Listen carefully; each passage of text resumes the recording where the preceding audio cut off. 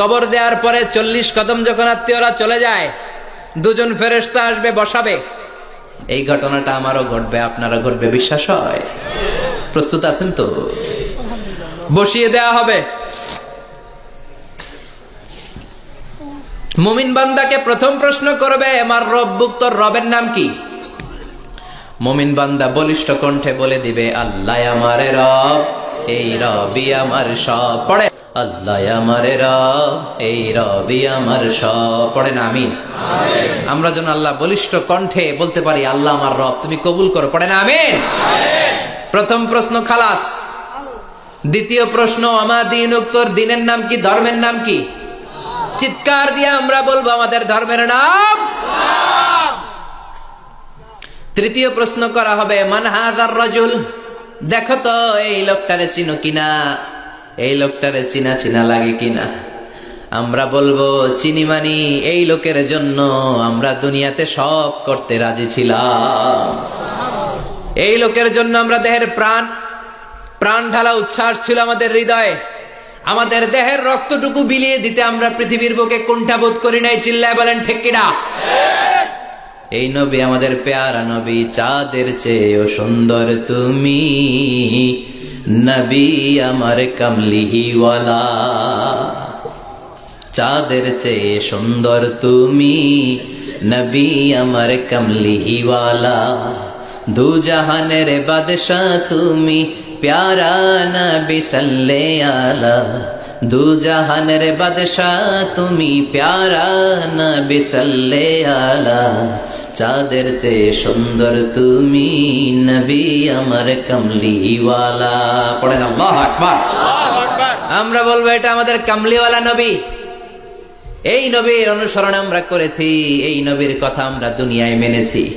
তার মানে প্রথম প্রশ্নেও পাস, দ্বিতীয় প্রশ্নেও পাস, তৃতীয় প্রশ্নেও পাস। এবার মুমিনদের জন্য এক্সট্রা একটা কোশ্চেন আছে না নাই? 4 নাম্বার প্রশ্নটাও জেনে রাখেন, কবরে কাজে লাগবে।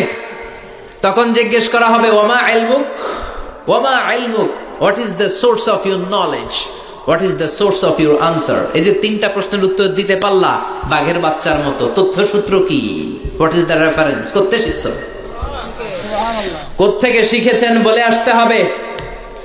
আমরা বলবো, আমরা কোরআন থেকে শিখেছি, হাদিস থেকে শিখেছি, মাহফিলগুলোতে জেনেছি, বয়ানগুলো থেকে শিখেছি। পড়েন সুবহানাল্লাহ। 4টা প্রশ্নের উত্তর যখন আপনি দিয়ে দিবেন, ফেরেশতারা বলবে আহলান ওয়া সাহলান, কংগ্রাচুলেশন। কি বলবে? আহলান ওয়া সাহলান মানে কংগ্রাচুলেশন, খোশ আমদেদ, খোশ আমদেদ, খোশ আমদেদ। ওয়ায়ুফসাহু লাহু কবরুহু 70 যিরান, কবরটারে 70 হাত লম্বা করে দেয়া হবে। ওয়ায়ুফতাহু লাহু বাবুন ইলাল জান্নাহ, জান্নাতের দিকে একটা দরজা সেট করে দেয়া হবে। ওই জায়গা দিয়ে, দরজা দিয়ে জান্নাতের এয়ার কন্ডিশনের ঘরগুলো থেকে ঠান্ডা হিমেল বাতাস আর সুগন্ধ এসে কবরটারে আমোদ করে দিবে। ওয়ায়ুলবাসু মিন লিবাসিল জান্নাহ, জান্নাতের চমৎকার একটা পোশাক পরিয়ে দেয়া হবে। আর বলা হবে, নাম কানাউমিল আরুস, বাসর রাতে বর যেমনি কনেকে নিয়ে আনন্দের ঘুম দেয়, তুমিও একটা ঘুম দাও। সুবহানাল্লাহ পড়েন। নাম কানাউমিল আরুস, বাসর রাতে বর যেমনি কনেকে নিয়ে ঘুমায়, ঘুমাও ঘুমাও।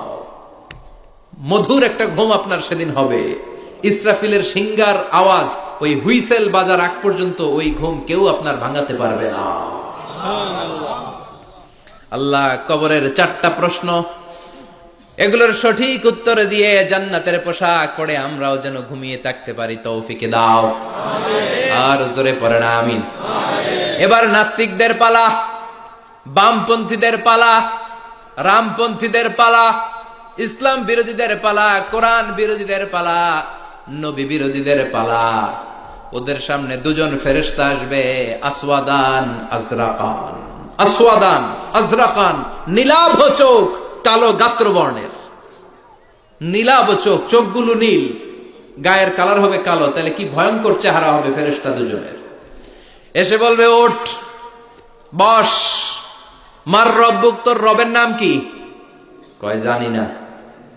কি কয়?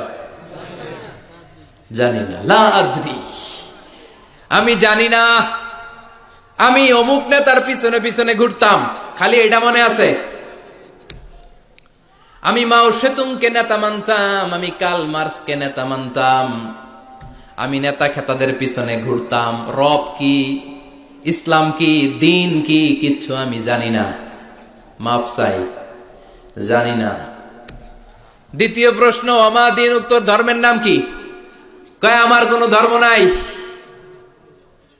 আমার কোনো ধর্ম নাই, আমি হলাম নাস্তিক। আমি কি? কথা বলেন, আমি কি? আমি এক প্যাকেটের বিরিয়ানির সন্ধান পাইলে শাহবাগের প্রজন্ম চত্বরে যায় ডান্স দিতাম। এরকম ডাকাইত আছে না নাই? ওমা দিন, উত্তর ধর্ম কি? কয় জানি না, মাফসাই,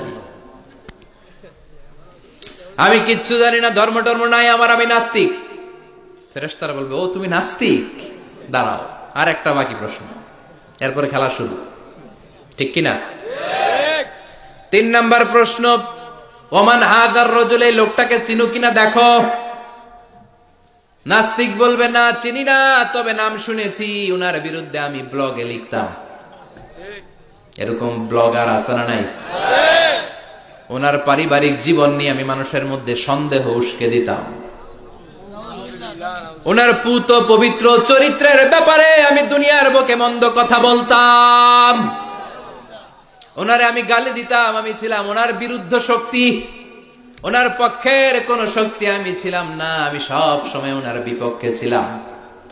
ফেরেশতারা বলবে, হায় হায়, তুই তো 00, 100তে কত পাইছে? কথা কর।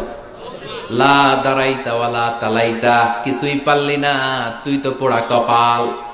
ফায়ুতরাকু মিন মাতারিক মিন হাদিদ, লোহার একটা হাতুড়ি থাকবে, এক হাতুড়ির বাড়িতে মাথাটা ছিন্ন বিচ্ছিন্ন হয়ে যাবে, দেহটা জমিনের মধ্যে ঢুকে যাবে, তার চিৎকারে ওই কবরস্থানটা থার থার করে কাঁপবে, কিন্তু কেউ শুনবে না, মানুষ আর জিন ছাড়া সবাই শুনবে। এজন্য মাঝে মাঝে কবরস্থানে দেখবেন গরু বেঁধে রাখলে রশি টুসি সিরা গরু দেয় দৌড়, আছে না নাই? এক একটা আঘাত এসে ছিন্ন বিচ্ছিন্ন হয়ে যাবে। ইউকালু লিল আরদি, জমিনকে বলা হবে, ইলতাইমি, চাপ দাও, প্রেসার মারো। ফাতাখতালিফা আদলাউহু, দেহের এই পাজরগুলো, ডান দিকের পাজর বাম দিকে যাবে, বাম দিকের পাজর ডান দিকে আসবে, পুরো দেহটা পাউডার হয়ে যাবে। তার এক একটা চিৎকারে পুরো কবরস্থান থার থার করে কাঁপবে। হাত্তা সা, আর এই খেলা চলতে থাকবে ইসরাফিলের সিংহা পর্যন্ত।